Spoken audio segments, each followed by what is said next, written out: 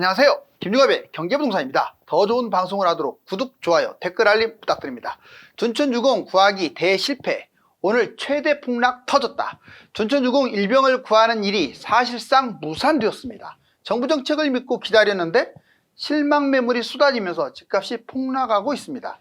어제 윤석열 정부의 110 대책이 거센 후폭풍을 맞고 있습니다. 다주택 투기를 유발하는 정책이 아니냐 하는 비판이 쏟아지고 있습니다. 오늘 자정까지 태영건설 채권단 투표가 진행이 되는데 건설사와 은행권 모두 숨을 죽이며 지켜보고 있습니다. 유료 상담은 010-2616-6276 제가 직접 매수 타이밍과 입지를 추천해드립니다. 지금 바로 전화 주십시오. 둔촌 일병 구하기 대실패. 오늘 최대 폭락 터졌다. 자, 라이언 일병 구하기를 이제 라이언 둔촌 구하기. 자, 이 영화 포스터죠. 자, 어떻게 진행이 되었을까요? 먼저 둔촌 일병 구하기 사실상 걸렸다. 이건 제가 한 말이 아니라 지금 둔촌 여기 쭉쭉 나오고 있잖아요. 매일경제에서. 자, 둔촌 일병 구하기 과연 100% 끝났을까요? 아직 기회는 좀 있지만 점점 힘들어지고 있어요. 자, 피해 현황을 볼까요? 총 12,032가구에서 자, 조합원이 6,181, 일반 분양이 4,786, 임대가 1,065, 둔촌주공 구하기, 중도금 대출, 전매 완화. 바로 이렇게 진행을 했잖아요. 둔촌주공이 미분양이 난리가 날까봐 정부에서. 그런데 실거주 의무 폐지 9일날 상정조차도 못했어요. 벌써 한 해가 지났는데 이제 얼마 안 남았는데 최대 위기입니다. 매물 내놓는 사람, 사려는 사람 다 없어요. 자, 실거주 폐지, 불확실해 중도금까지 날릴 판입니다. 전세보증금, 잔금 계획, 그리고 대출 제약 있는 사람들은 사실상 위기를 맞고 있는 거죠. 왜? 넘기지를 못하니까요. 자, 해결 위험. 2월 8일까지 임시국회 타결 가능성. 지금 2월 8일까지 과연 임시국회 타결이 될까? 4월 총선 책임 부각되어서 서로 해결이 쉽지가 않고요. 제가 보기에는 이래요. 소위원이 마지막 얼마 안 남았잖아요. 대통령이 조금 대화의 자세를 열 필요가 있어요. 일방적으로 강력하게 나가는데 누가 거기에 타협을 하겠습니까? 저는 이제 중도입니다. 중도. 다시 말씀드리지만 영수회담도 지금 한 번도 못하고 쉽지가 않아요. 정치적인 그런 것 문제 때문에. 자, 이제 실거주 의무 폐지 심각성. 자, 여러분들 실거주 의무 폐지가 만약에 안 돼버리면 피해 가구 수가 48,000가구인데 이 48,000가구는 직접적 피해를 보고 기타 분양권 전반 또는 부동산 시장 전체에 대해서 난리가 나는 거죠. 자, 야당은 왜 반대하냐? 갭투자, 청약 과열 억제.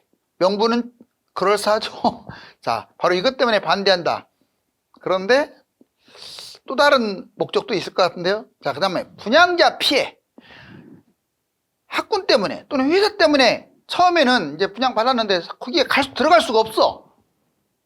너무 멀어가지고.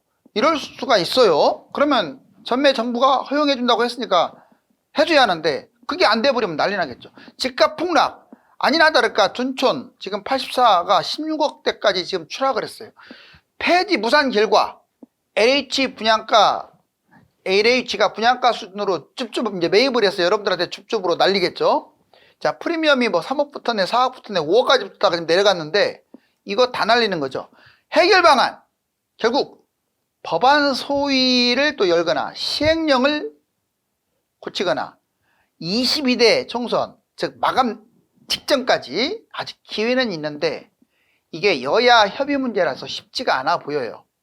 자, 정부 110 대책 미쳤다. 그래요. 이제 오늘 하고자 하는 말의 또 다른 이슈는 어제 말씀드린 이제 윤석열 정부의 부동산 대책. 사실상 이제 110 대책이라고 명명하기는 좀 그런데 그렇다 하더라도 워낙 내용이 정말 파격적이고 많으니까 잘 보세요. 윤석열 정부 110 부동산 대책 집값 폭등 치료에 심나. 뭔 말이냐? 이 대책이 집값 폭등에 치료받이 된다 이 말이에요. 자, 도심 공급 확대, 비아파트 수요 확대, 공급 주택 공급 확대. 지금 이것만 놓고 본다면 상당히 멋있는 말이네요. 그쵸? 그런데 도심 공급 확대 내용적으로 들어가 보면 재건축 30년만 두면 안전진단 없이 그냥 재건축, 특별한 사유 아니면 재건축 허용한다. 재개발 같은 경우도 노후도가 60%, 촉진지구 같은 경우는 50%만 돼도 완화하겠다. 정말 파격적이죠. 진행, 중단 없는 사업, 공사비 갈등을 완화한다. 와, 지금 이게 빠른 속도로 진행하려면 사업이 중단되면 안 되고요. 공사비 갈등이 항상 시끄러운데 이거를 제도적으로 완전히 갖추겠다. 자, 비아파트 수요 확대, 주택수 제외, 주택 60제곱미터 이하는 수도권 6억, 지방 3억. 자, 이거는 주택수에서 아예 이제 제외되는 상황입니다. 구입 부담 경감, 당연히 주택수에서 제외하면 세금 문제가 벌써 절약되는 거 아니나요? 여러 채를 사도 중과세 폐지. 이래서 다주택자들이 니나노 닐리리아 노래를 부른다 이 말이에요. 단기 등록 임대주택 사업을 왜 폐지시켰습니까? 그것이 집값 폭등의 온상이 됐잖아요. 근데 다시 또 단기 등록 임대를 부활합니다. 다만 이제 기간이 1년 늘어난 6년, 그리고 아직은 아파트 제외, 그러니까 비아파트 전체에 해당되는 거예요. 소형주택. 자, 이번에 공공주택 공급 확대, 공급 물량, 택지를 새롭게 발굴하고 토지 이용을 확대해서 용적률을 높이면 같은 공간에 많은 집을 지을 수가 있잖아요. 그 다음에 신도시 조성이 지금 속도가 지금 너무 늦는데 신도시 조성 속도를 빠르게 해가지고 그러려면 인력, 자본을 추가적으로 계속 투입해야겠죠. 절차 개선. 자, 일정 기간 내 보상 착수 의무. 일정 기간 내에 보상 착수 의무. 자, 이제 110 대책. 그렇다면 대책이 핵심은 무엇이고 문제점과 해결 방안은 뭔지 한번 간단하게 정리해 볼게요. 대책 첫 번째가 재건축 재개발 살리겠다 이겁니다. 재건축 30년, 재개발은 노후도 60%. 와, 이거 대단한 거 아닙니까? 대책 2, 다주택 혜택. 주택수에서 제외하겠다. 중과세 폐지한다. 뭐 취득세, 재산세, 종부세, 양도세까지 혜택을 보죠. 자, 대책 3, 공급 활성화, 공급 속도, 절차 이런 걸 개선해서 공급을 대폭 늘리겠다. 대책 네 번째, 여기는 안 나왔었어요. 그런데 이거는 이제 이번 발표안에서 나온 게 아니라 민감해서 제가 보기에는 발표안에 뺀 것 같아요. 자, 이거 아주 중요합니다. 제일 중요할지 몰라요. 적격 대출이라고 이제 사실상 제2 특례보금자리예요. 이거 3%대로 2월 달부터 당장 나옵니다.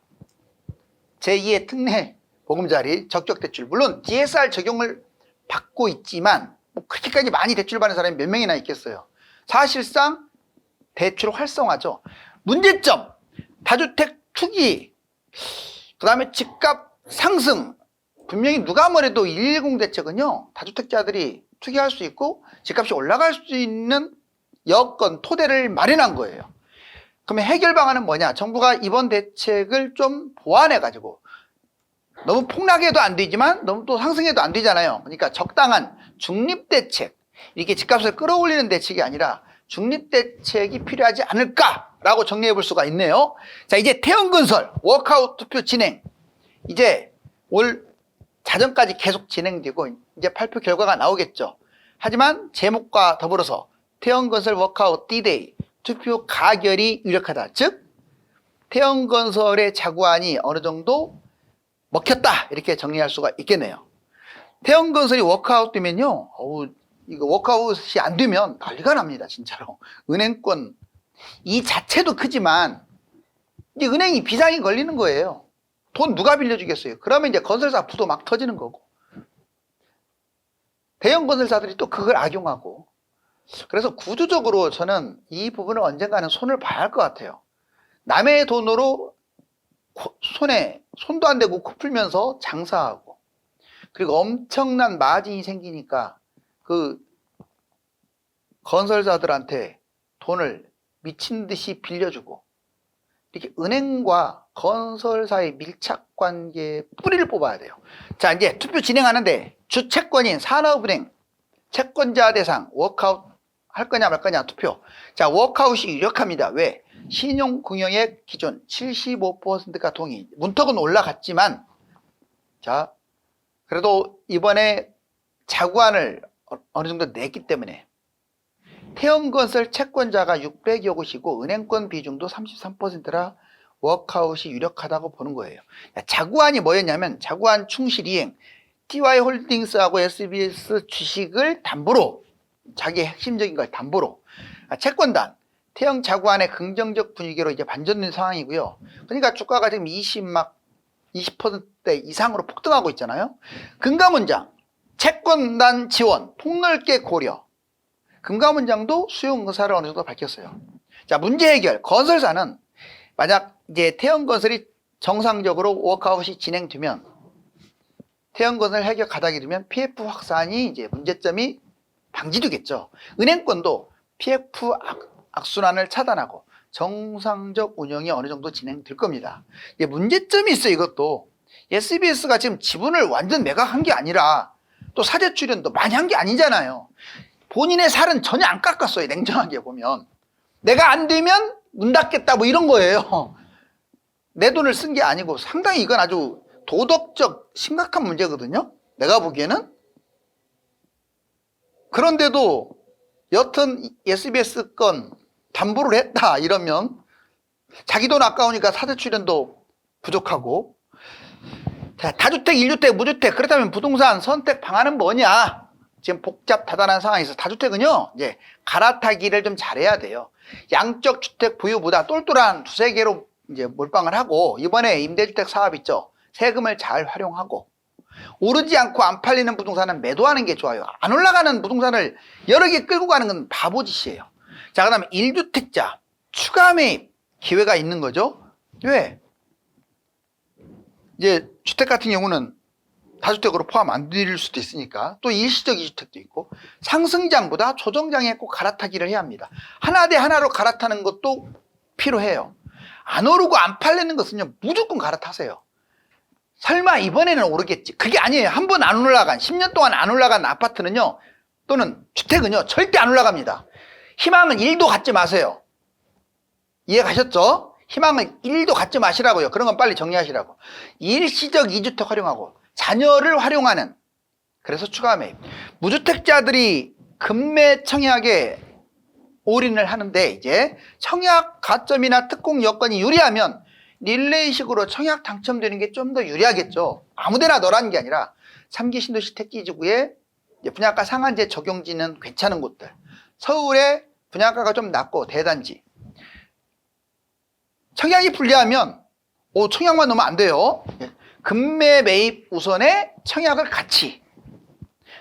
서울 상급지 대단지 아파트만 매입하는 게 좋습니다. 자, 2024년 집값 하락과 집값 상승 4가지 요인, 먼저 하락 요인 4가지를 맥을 잡아볼게요. 대출 제한입니다. 수요 심리가 급감된 게 대출 제한 때문에 그랬어요. 그런데 또 윤 정부가 이번에 적격 대출 DSR 적용은 한다지만 어떻습니까? 자, 두 번째, 지표 하락. 시세, 거래량이 다 지금 급락하고 있어요. 금융 불안, PF, 부채, 연체율. 지금 이런 상황에서 아직 끝난 게 아니잖아요. 금융, 경제가 지금 불안한 상황에서 과연 집값이 얼마나 뛰겠느냐. 자, 공급 폭탄. 3기 신도시하고 택지지구. 이제 얘들이 본격적으로 분양하는 거잖아요. 사전청약 끝났으니까. 바로 이 4가지가 폭락한다. 집값 하락. 이번에는 집값 상승을 보자고요. 상승. 자, 금리 인하, 시중금리가 인하되는데 무슨 집값 하락을 논하느냐. 이제는 금리가 제일 중요하기 때문에 올라간다. 자산이 올라가고 있다. 부동산, 주식, 암호화폐, 이건 같이 연동해서 뛰잖아요. 이건 국내만이 아니라 해외도 뛰기 때문에 연동하니까 올라간다. 경기 회복, 2023년보다 경제성장률, 무역수지 다 좋아진다. 전셋값이 올라가는 게 심상치 않다. 전세가율이 뛰면 갭 투자자가 늘어나고 부동산 투자 환경이 조성된다 이 말이죠. 그러면 자, 구체적 전망, 상승 대비 하락 대비. 지금 핵심 요소가 금리, 대출, 정책, 해외 여건, 주식, 경제, 이 6가지로 나눌 수가 있는데, 대략 상승한다는 사람은 1월, 2월에 바닥을 치고, 이게 그러니까 지금 잡아야 한다 이 말이에요. 1월, 2월. 3, 4월 총선 때 약간 강보합으로 이제 전환됐다가 초기 상승. 5월, 12월 금리 인하 본격화되고 상승 확대. 24년, 25년은 대세 상승. 한 2, 3, 4년 대세 상승. 신고가 찍을 것이다. 이렇게 정리합니다. 자, 하락. 1월, 2월은 W자 이미 빠지고 있는 거 아니냐. W자 모양을 지금 보이고 있다. 하락 시작이고. 자, 고점이니까 관망해라. 3, 4월 총선. 자, 아무리 총선이 돌아오더라도 집값을 띄울 수가 없다. 약보합 초기 하락이고 5월, 12월 이제 DSR이 본격적으로 진행되면 자, 대출 강화 하락 확대가 계속 이어질 것이다. 24, 5년까지 결국 대세 하락 신저가 즉 23년 1월 달 찍은 그 신저가보다 더 떨어질 것이다. 정말 서로 다른 완전한 저거네요. 그러면 저는 어떤 입장이냐 자꾸 그거 가지고 뭐라고 하시는데 저는 일단은 중립입니다. 그리고 말씀 많이 드렸어요 그동안에. 자, 2017년에서 13년 서울 아파트 거래량이 중요한데 여기 봐봐요. 17년에 거래량 무지막지합니다. 16,000건 한 달에 뭐 10,000건이 다 넘었어요. 이게 만선이거든요. 만선. 이렇게 많았어요. 거의 7, 8천. 그런데 여기 박스권이 22년 3년이에요. 어때요? 뭐 2,000건이 여긴데 겨우 2,000건 위쪽에서 조금 일부 올라왔고 주로 이제 여름에 올라왔죠. 그 밑에는 다 1,000건대. 자영업자 보시면 와 연체율 엄청나게 늘어나요.